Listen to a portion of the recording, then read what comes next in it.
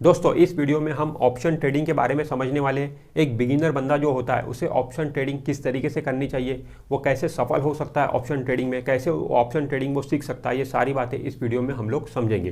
तो दोस्तों देखिए, सबसे पहले आपको इक्विटी मार्केट को समझ लेना जरूरी है। अगर आपने एक बार इक्विटी मार्केट को समझ लिया तो उसके बाद में आपके लिए ऑप्शन ट्रेडिंग सीखना, समझना और ऑप्शन में ट्रेडिंग करना आसान रहेगा। क्योंकि दोस्तों जो इक्विटी मार्केट है वो बेसिक है। बेसिक को सबसे पहले आपको समझना जरूरी है। अगर आपको बेसिक आ गया तो फिर एडवांस आप आसानी से सीख सकते हो।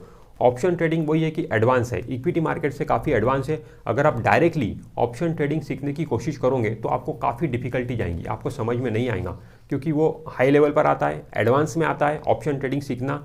उसमें काफ़ी कुछ सीखने के लिए है, मतलब जल्दी समझ में नहीं आता ऑप्शन ट्रेडिंग, अच्छे को समझ में नहीं आता है। तो इसीलिए आप पहले बेसिक समझ लो स्टॉक मार्केट का, इक्विटी मार्केट को पूरी अच्छी तरीके से समझ लो।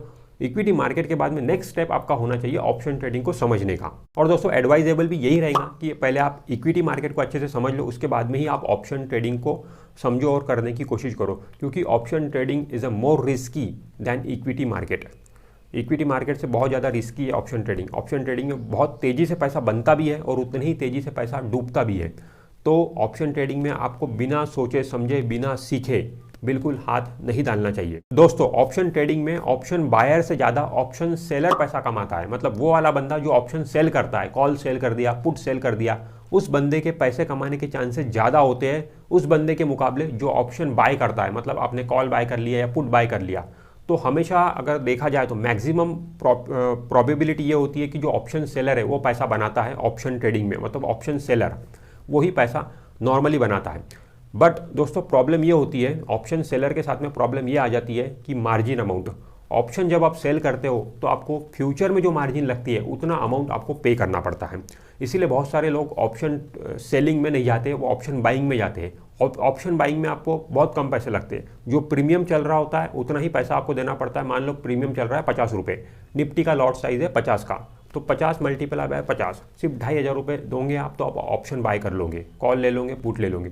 बट अगर आपको ऑप्शन सेल करना है, कॉल सेल करना है या पुट सेल करना है, मान लो आपको निफ्टी का ऑप्शन सेल करना है, आपको कॉल सेल करना है या पुट सेल करना है। निफ्टी का लॉट साइज है 50 का और निफ्टी का स्पॉट क्या है, निफ्टी का फ्यूचर कितना चल रहा है, 17,000 मान लो चल रहा है। तो 17,000 मल्टीप्लाई बाय 50 अगर हम करें तो कितना आता है, 8.5 लाख रुपये। ये जो 8.5 लाख रुपये, इसका मान के चलिए आप 20% आपको आपके अकाउंट में पैसा जमा रखना पड़ेगा। इसका 20% बोले तो 1,70,000 रुपये होता है। मतलब अगर आपको ऑप्शन सेल करना है, कॉल सेल करना है, पुट सेल करना है, तो आपको अपने अकाउंट में 1,70,000 रुपये रखना पड़ेगा, तभी आप सेल कर पाओगे। एक लॉट की मैं बात कर रहा हूँ, 2 लॉट लोगे तो फिर उस हिसाब से आप उसको मल्टीप्लाई करिए। तो इतना ज़्यादा पैसा, और जनरली लोगों के पास में जो लोग आते हैं, मैक्सिमम लोग जो आते हैं छोटा पैसा लेके आते हैं ऑप्शन ट्रेडिंग में, और वो ऑप्शन बाइंग की तरफ बढ़ जाते हैं। क्योंकि बहुत कम पैसे में काम होता है। जहाँ एक लॉट आपको 2,500 रुपये में मिल जाएगा, वही अगर एक लॉट इधर सेल करना है आपको ऑप्शन सेलिंग में, तो 1,70,000 रुपये अकाउंट में आपको रखना है। तो यही है दोस्तों, इसीलिए मैक्सिमम लोग जो इंटरेस्टेड होते हैं वो ऑप्शन बाइंग में इंटरेस्टेड होते हैं।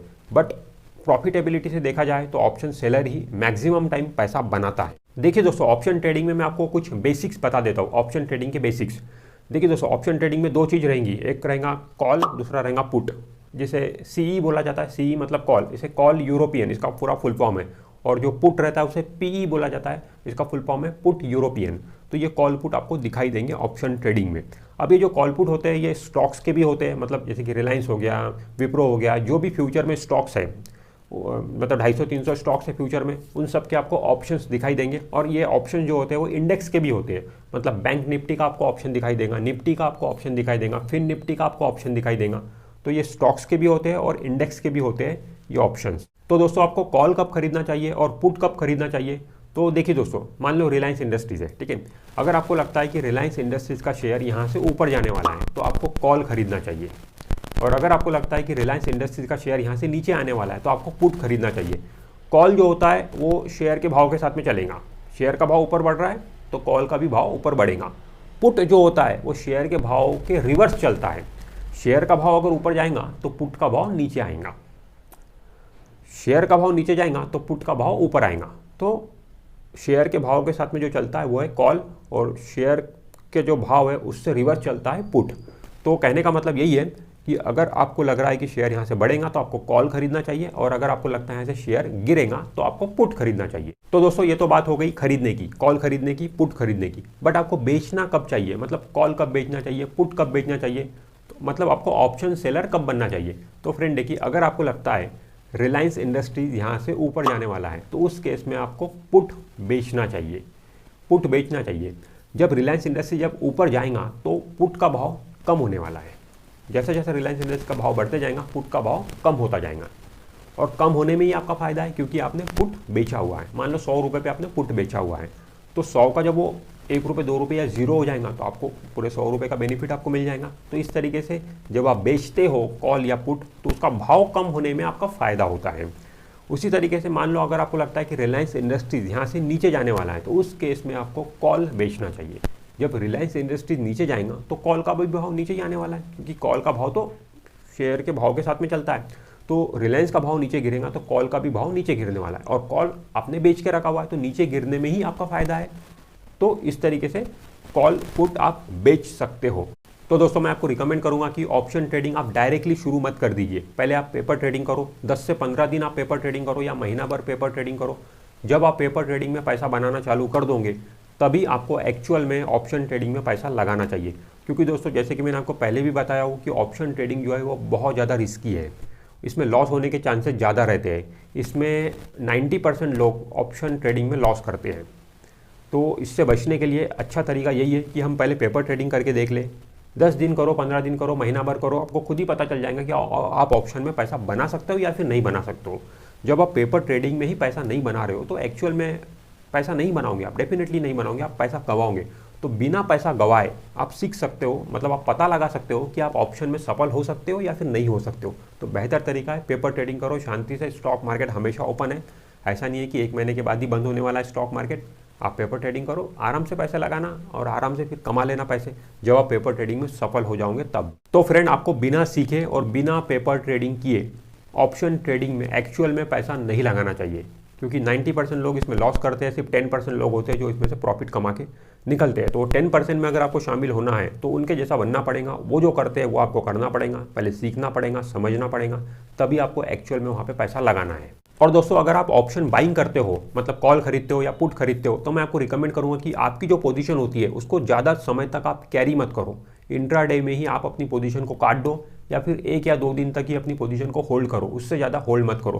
क्योंकि दोस्तों जब आप ऑप्शन बाइंग करते हो तो उसमें क्या होता है, जो प्रीमियम होता है वो टाइम के साथ कम होता जाता है। टाइम की उसमें वैल्यू होती है, टाइम के साथ प्रीमियम कम होता जाता है, तो उसमें आपका नुकसान है। आपने 100 रुपये पे लिया कॉल, धीरे धीरे प्रीमियम कम हो रहा है, ठीक है, तो वो आपका नुकसान है। तो इसलिए ज़्यादा समय तक आप होल्ड करके मत रखो अपनी पोजीशन को, इंट्राडे में ही काट दो या फिर 1-2 दिन में निपटा डालो। और यहीं पर ऑप्शन सेलर का फायदा होता है, क्योंकि जब प्रीमियम जब गलता है धीरे धीरे टाइम के साथ प्रीमियम कम होता है, तो वहीं पर ऑप्शन सेलर पैसा बनाता है। ऑप्शन सेलर का वही मुनाफा है जो टाइम के साथ कम होता जाता है। तो इसीलिए मैक्सिमम टाइम ऑप्शन सेलर पैसा बना लेता है। दोस्तों इसको अगर हम एग्जाम्पल के थ्रू समझे तो ऑप्शन बायर जो है वो इंश्योरेंस लेने वाला बंदा है और ऑप्शन सेलर जो है वो एक इंश्योरेंस कंपनी है। तो मुझे बताइए इसमें मैक्सिमम टाइम फायदे में कौन रहता है? इंश्योरेंस कंपनी फायदे में रहती है। उसने अगर 100 लोगों को भी इंश्योरेंस दिया है तो इंश्योरेंस कंपनी को भी ये बात पता है, मतलब ऑप्शन सेलर को भी ये बात पता है कि 100 के 100 लोगों के तो क्लेम आने वाले नहीं है। जिनके क्लेम नहीं आए वो पैसा कमा लिया इंश्योरेंस कंपनी ने, और जिनके क्लेम आए उन्हीं को देना पड़ेगा। तो सारे लोगों के तो क्लेम आते नहीं है, मैक्सिमम लोगों के क्लेम आते नहीं है, कुछ लोगों के क्लेम आते हैं। तो मैक्सिमम टाइम पैसा कौन कमाता है? इंश्योरेंस कंपनी ही पैसा कमाती है। तो दोस्तों ऐसा ही होता है, ऑप्शन सेलर जो है इंश्योरेंस कंपनी और ऑप्शन बायर जो है वो इंश्योरेंस लेने वाला बंदा है। जो इंश्योरेंस लेने वाला बंदा होता है वो कम पैसे लगाता है और ज़्यादा पैसे उससे मिल जाते हैं। अगर क्लेम आया तो बदले में उससे ज़्यादा मिलता है, 100 का 1000 उसे मिल जाएगा, ठीक है। और उसी तरीके से जो ऑप्शन सेलर होता है, मतलब जो इंश्योरेंस कंपनी है, वो ज़्यादा पैसे लगाती है और उसे मिलता कम है, बट बहुत सारे लोगों से मिलता है।